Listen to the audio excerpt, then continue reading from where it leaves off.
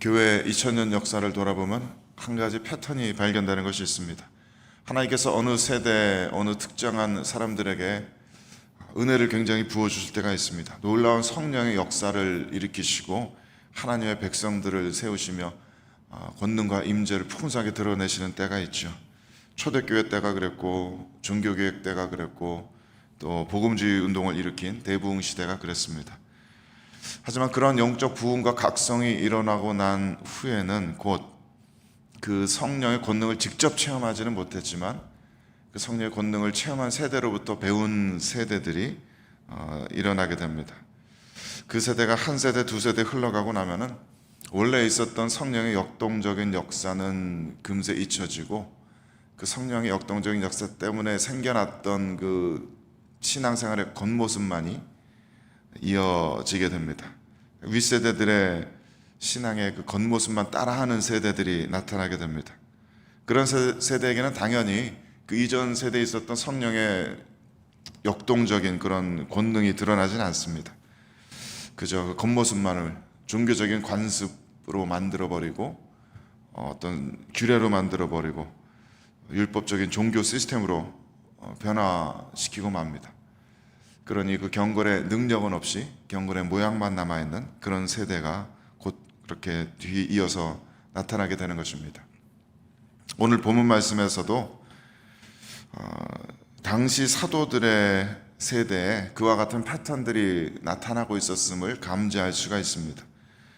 사실 이 사도 바울이 이 편지를 쓴 것도 골로새 교회의 그런 문제들을 바로잡기 위해서 쓴 것이죠. 16절 말씀 보니까 그러므로 먹고 마시는 것과 절기나 초하루나 안식일을 이유로 누구든지 너희를 비판하지 못하게 하라 라고 했습니다. 이 얘기를 보면은 이 골로새 교회에 유대주의자들이 어느새 흘러들어왔구나 라는 것을 파악할 수가 있습니다.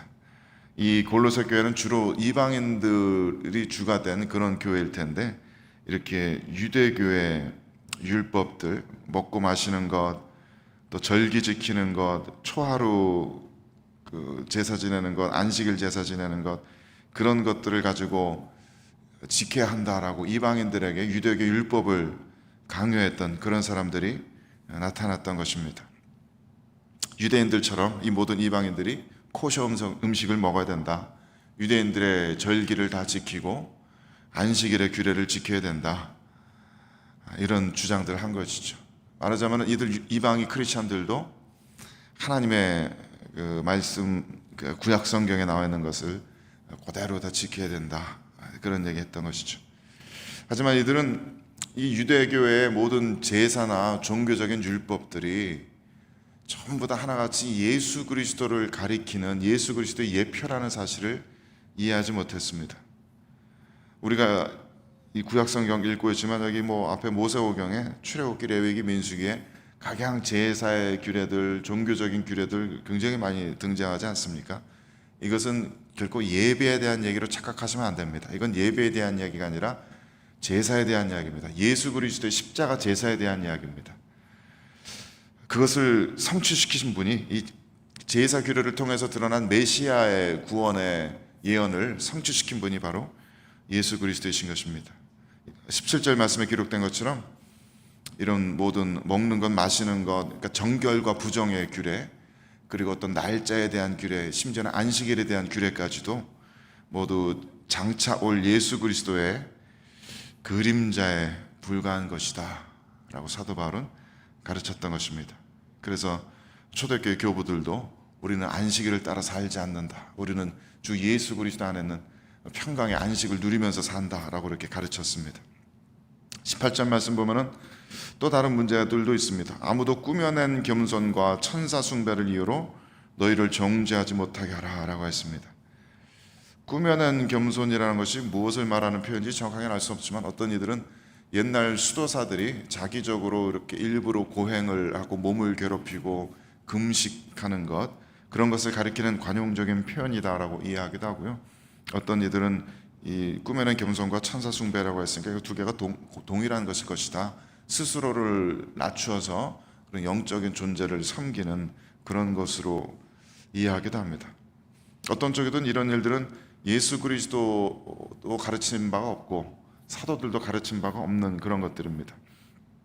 물론 성도들이 이런 고행과 금식을 할 수 있을 때가 있죠. 당연히 그럴 때가 있습니다. 특별히 성도들이 회개의 영에 붙들려서 자신의 뿌리 깊은 죄성을 발견하게 되고, 그렇게 되면 그게 그렇게 괴롭지 않습니까? 내 안에 이렇게 죄가 있다는 것이, 내가 이렇게 끔찍한 죄인이라는 것이 굉장히 괴롭게 됩니다. 아주 깊은 슬픔에 빠지게 되고, 그래서 참회의 기도를 계속하게 됩니다.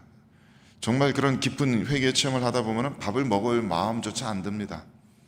마음이 너무 괴로워서, 하나님 앞에 너무 죄스럽고 너무 슬프고 너무 아파서 밥은커녕 세상의 모든 즐거움에 마음을 돌릴 여유조차 생기지는 않습니다.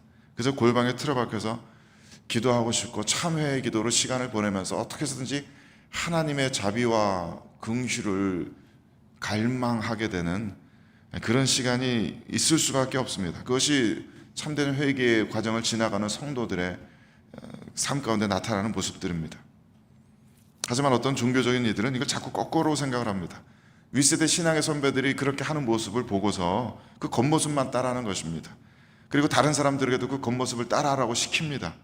참된 참의 마음이 있으면 누구나 그렇게 하게 되는데, 그 마음이 없이, 마음은 들여다보지 못하고 그저 다른 사람들에게 금식시키고 근신하게 하고 참회하라고 이렇게 자꾸 강요하게 됩니다. 그들의 영혼이 얼마나 깊은 참회 가운데 들어가는가, 그런 것은 알지 못하고 겉모습만 그렇게 따라하려고 하고 강요하게 되는 것입니다. 천사 숭배도 우리 개신교인들에게는 납득이 가지 않는 거짓된 가르침이지만, 초대교회로부터 또 중세시대 때까지 굉장히 많은 그 성도들을 속여왔던 그런 거짓된 가르침입니다. 18절 후반부에 나오는 이야기는 지금 우리들 복음주의자들에게도 많이 발견되는 오류입니다. 이렇게 되어 있습니다. 그가 그 본 것에 의지하여 그 육신의 생각을 따라 헛되이 과장하고 머리를 붙들지 아니하는지라 하였습니다. 그 본 것에 의지한다, 육신의 생각을 과장한다, 신비주의적인 환상과 아주 지극히 개인적이고 주관적인 체험에만 의지하는 그런 것 이야기하는 겁니다. 이것도 물론 그 자체가 잘못된 것은 아닐 겁니다. 성령의 충만을 체험하고 깊이 기도하다 보면 당연히 이런 환상과 놀라운 체험을 맞닥뜨리게 되죠. 그런 거 경험하게 됩니다. 그 자체는 문제가 없습니다. 스스로를 개혁주의자라고 자처하는 어떤 분들은 그런 초자연적인 현상 자체가 무조건 잘못된 것인 것처럼 그렇게 비난하는 그런 분들도 있습니다만, 결코 동의할 수 없는 생각입니다. 기도하다가 그런 깊은 체험이 생기는데 어떡하겠습니까? 음성이 들리는데 어떡합니까? 환상이 보이는데 어떡합니까? 그거를 무슨 수로 스스로 제어하고 일부러 막을 수 있겠습니까? 문제는 이거 체험 자체가 아니라 이런 체험을 남들에게도 강요하고 그 체험이 마치 신앙의 본질인 것처럼 호도하는 데 있습니다. 그것만이 마치 참된 성령의 역사의 증거인 것처럼 이런 것들을 체험하지 못하고 보지 못하고 듣는 이들은 그런 성도들이 아닌 것처럼 그렇게 잘못된 것을 가르치는 데 있습니다. 자기에게 주어진 그런 아주 지극히 개인적이고 주관적인 환상이나 음성이나 어떤 느낌들을 성경적인 진리인 것처럼 성경적 진리의 권위에까지 동일하게 놓는 그런 데 오류가 있습니다. 그러니까 모두들 진리로부터 완전히 떨어진 것들은 아니고 진리 어떤 한 부분들은 가지고 있지만 그것을 잘못 포커스하게 만드는 그런 것이 잘못되었다는 것이죠. 이런 것들이 모두 머리를 붙들지 아니하는 것이다 라고 비판합니다.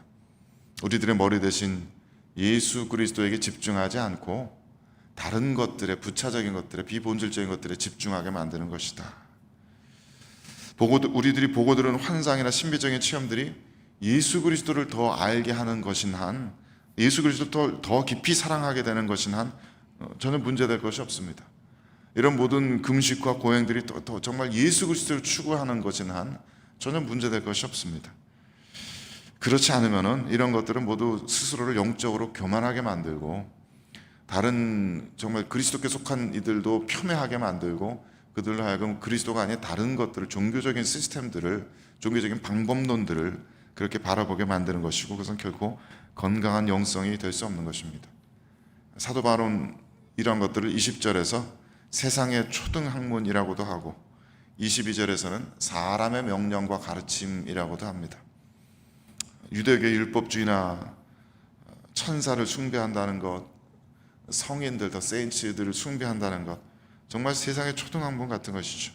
마치 어린아이들에게 길 건널 때는 반드시 손 들어야 돼 라고 이렇게 가르치는 것 같이 유치하고 아주 진리의 작은 한 단편밖에 보지 못하는 것입니다. 그런 것들이 필요한 때도 있을 수 있지만 그것이 마치 전부인 것처럼 착각하면 안 됩니다. 자기적인 고행이나 신비주의에 빠져드는 것도 성경에 근거를 두지 않은 지극히 인간적인 명령이고 가르침입니다. 스스로 꾸며낸 것들이고 이렇게 자기 마음대로 만들어낸 자의적인 숭배, 자기가 만들어낸 예배 방식들인 것입니다. 22절 말씀처럼 이런 모든 일들은 육체에 따르는 것을 금하는 데는 조금도 유익이 없다라고 했습니다. 이런 일들을 한다고 해서 우리들의 죄된 본성이 사라지지도 않고 죄된 본성을 따르려는 우리들의 마음을 금하게 하지도 못한다는 것입니다. 아무리 금식하고 고행을 사람들에게 시킨다고 해서 그들 마음속에 있는 육체적인 죄된 본성들이, 그 죄된 권세들이 깨어지는 일은 없습니다. 유대인들, 무슬림들 금식하잖아요. 그 금식 기간 동안에 그 코셔 슈퍼마켓 가보면은 낮에는 텅텅 빕니다. 해만 떨어지면 거기 주차장으로 사람들 가득합니다. 해만 떨어지면 거기 가서 사람들 줄 서가지고 음식 사가지고 음식 먹고 거의 파티를 합니다. 낮에는 성실하게 금식하면서 참여하는 것 같지만 해만 떨어지면 그냥 폭식을 하면서 오히려 낮 동안에 억눌렸던 그런 식욕들을 더 마음껏 분출시키는 겁니다. 이런 모든 종교적인 시스템들, 경건의 겉모양의 훈련들, 겉모양만의 훈련들이 바로 그런 거죠. 겉으로는 우리들의 죄를 억누르는 것처럼 보이지만 사실은 우리들의 죄된 본성이 오히려 더 용수철처럼 튀어오르게 만들 수도 있는 것입니다. 사도 바로 이런 경고의 말씀들을 듣다 보면은 자연스럽게 고민이 좀 생기게 됩니다. 그렇다면 우리는 이제 막 신앙에 입문하는 초신자들, 우리들의 자녀들을 어떻게 올바른 건강한 성도들로 양육할 수 있을까? 그런 고민들을 하게 됩니다. 많은 성도들이 가정 예배에 어려움을 느끼고 실패하는 것도 바로 그런 고민 때문이겠죠. 무조건 자유롭게 풀어두고 성령 역사가 일어나기를 기대할 수는 없습니다. 여기 백인들 보니까 다 그랬습니다. 자기들 자신의 의지에 맡긴다고, 이들의 의사를 존중한다고 가만 내버려뒀더니 아무도 교회 안 나옵니다. 너무 당연하죠. 그렇다고 해서 이들에게 무조건 성령의 경건 훈련에 겉모양만을 강요할 수는 없습니다. 무조건 애들 꾸지람해서 교회 자리에 앉혀놓고 무조건 가정 예배 억지로 끌어다가 야단쳐가면서 그렇게 무릎 꿇어 앉힌다고 그게 되지도 않습니다. 교육자로서도 계속 고민하는 일이지만 정말 진실된 예배자를 만드는 것은 그 어떤 좋은 교육적인 프로그램, 그 어떤 교회의 시스템만 가지고는 완성될 수 없는 일입니다.